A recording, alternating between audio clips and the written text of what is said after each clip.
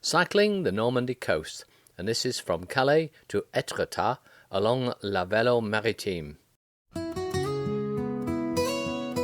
But we had a prior engagement in the Netherlands to meet up with family at a water park.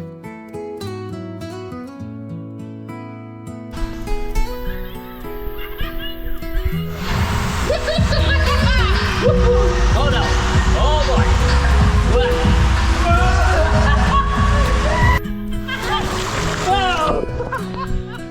Going down a water slide with a 4-year-old was one of the highlights of my life. We left them at Scheldeoord and pedalled westwards along to catch the Vlissingen to Breskens ferry across the Westerschelde, and on into Belgium, where we met Sarah and Ed and helped put the chain back on their back feet because they were just not wearing clothes suitable for groping about with a chain. And on by the canal down to Bruges, where we met the family again. How lovely.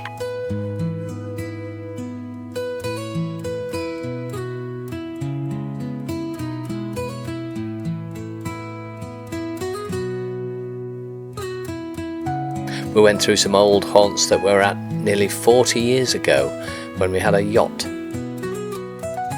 This was a surprise place called Verne, and it was a real delight just before we crossed into France. Mind you, the weather always helps. First up in France was Dunkirk, but 'tis a bit of a grey place. We didn't stop.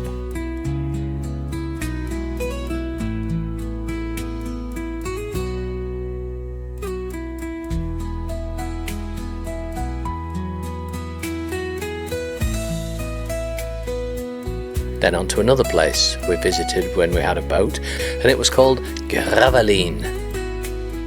Beautiful. She told me to say that. The E4, which is in this part of the world known as la Velo Maritime, is well waymarked and well surfaced. From a cycle touring point of view, Calais is best described as average. Just south of Calais, there was the famous Sangat, famous for its transitory visitors, all heading for a better life. The French are very keen to export their problem, it seems.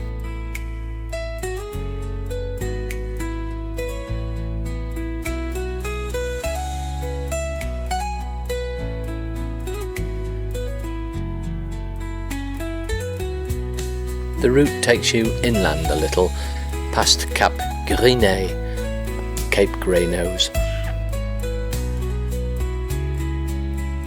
It is a great bike ride. Very, very little traffic on these roads.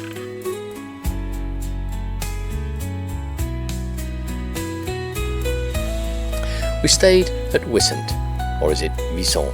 I'm not too sure how to pronounce that one, but it was a great place. Turned out to be a tiny little jewel of a place where the French go for their weekends.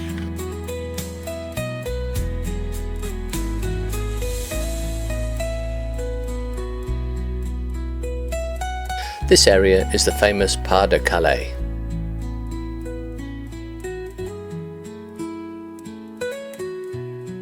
Breathe in.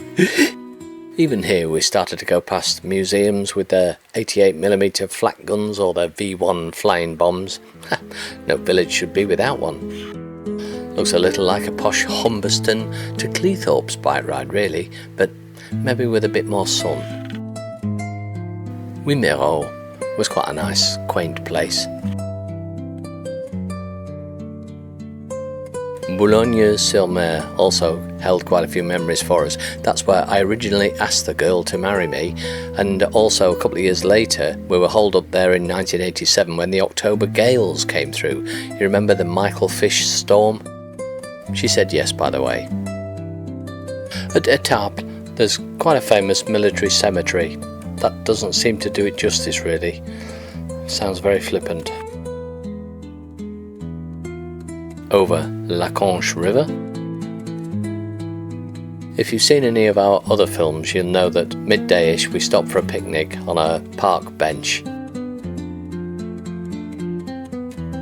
We didn't really know what to expect from La Velo Maritime, but in the end it was a really good bike ride. Strongly recommend. And there weren't many sections that were unpaved like this. In fact, this was probably about the worst one we came across.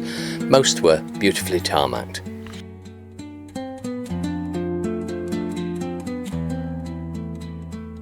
This was a real gem of a place at Saint-Firmin. We got dangerously close to having to cook for ourselves as well, but we were saved last minute by a local caravan park who had a cafe. Another quick chain fix this time for a French couple.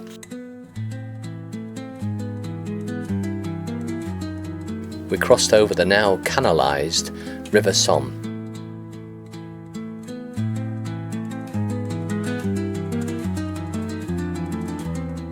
For this lunch, we had a guest. Go on, off you pop, allez-vous-en. You push me, I bite you. Anyway, your English food gives me the squitter. I hate you!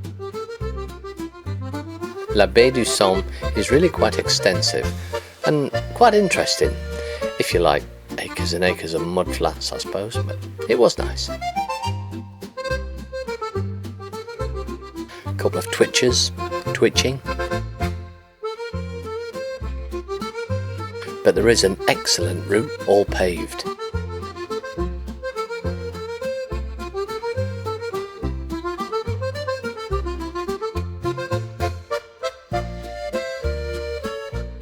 And we came to this place, Mer-les-Bains, which is just short of Le Tréport. Thankfully, don't think our hotel had ever heard of croissant. Though Le Tréport itself was quite nice, Mer-les-Bains was probably a little better. It was more of a holiday spot.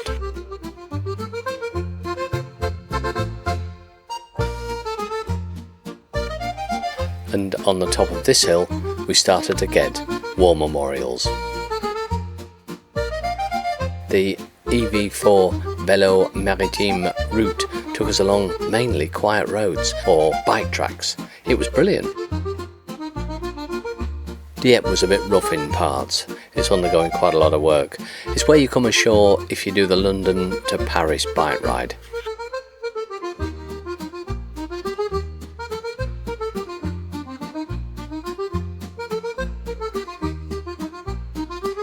It's really quite hilly, this part of France, and we were glad for the e-boost on our bikes.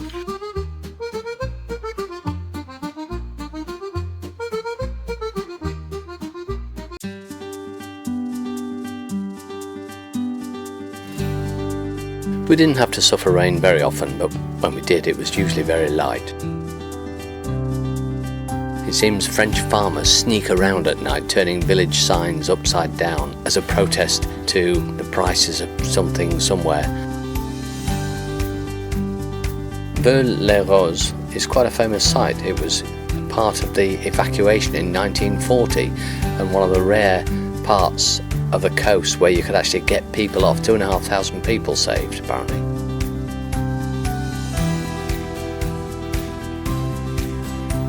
Neville, what a great name for a village. I recognise this, I even remembered its name. It's a Fuga Magistère, and I saw them at Finley in the 1970s. The French aerobatic team used them, Les Patrouilles de France.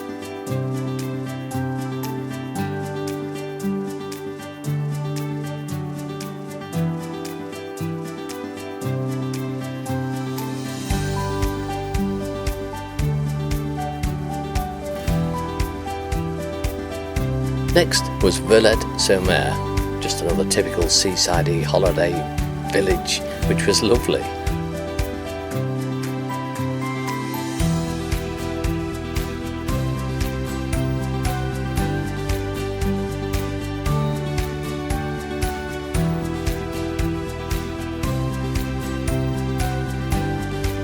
Bonjour.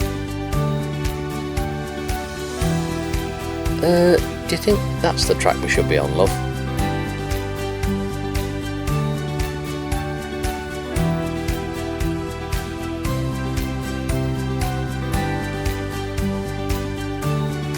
Down into Fécamp, we had to negotiate these tank traps.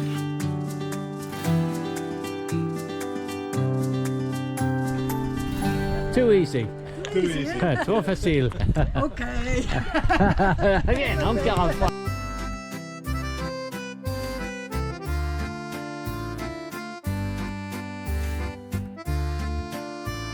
Aren't holidays always nicer in the sun?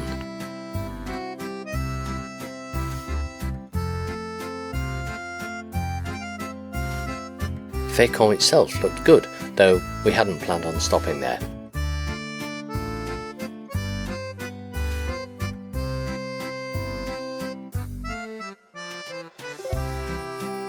Like so many other nations, the French have taken old railway line routes, tarmacked them over and made them into bike tracks. What a great idea!